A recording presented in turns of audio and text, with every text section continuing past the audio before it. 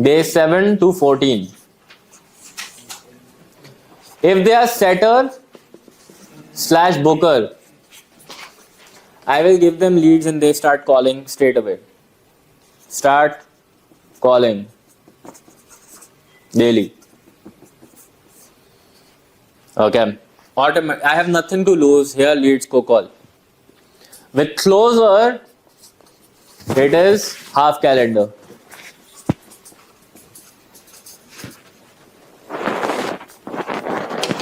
So if they can take 8 calls, I would give them 4. And the goal is, I'm going to measure 2 important things: qualitative, quantitative. Can anyone tell me the difference between both? What is qualitative measurement of judging your employees and what is quantitative way to judge your employees? Quantitative is data. Perfect. So how do we apply this? Data कैसे judge करेंगे? Absolutely. Closing percentage. Right. Number of calls. Cash collected. All these things. In one line, how much money are they getting for you? So in this particular scenario, I am expecting from 10 to 30 calls at least something. At least 10% closing rate I'm expecting, which is, let's suppose if my closing rate is 20% that I want them to be at. Let's suppose my closing rate is 30%. Firstly, your closers will never have a 30% closing rate.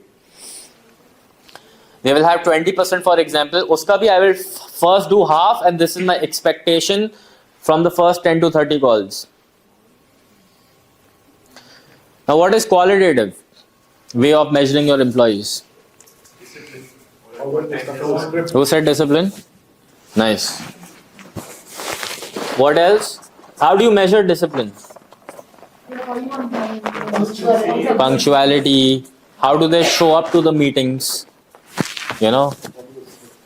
Yeah, like one time I remember this guy showed up to the meeting, like first day he's starting out, wearing a cap, all scrubby, not like well dressed, and I was like, what is he doing to the meeting? I messaged the HR, he was out of the company in like 5 minutes.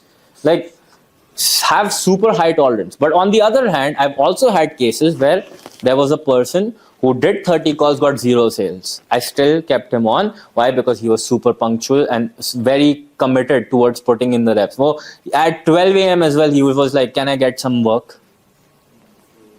So all these things need to go hand in hand. You cannot make decisions just based on one parameter. That way you'll be just like one-sided.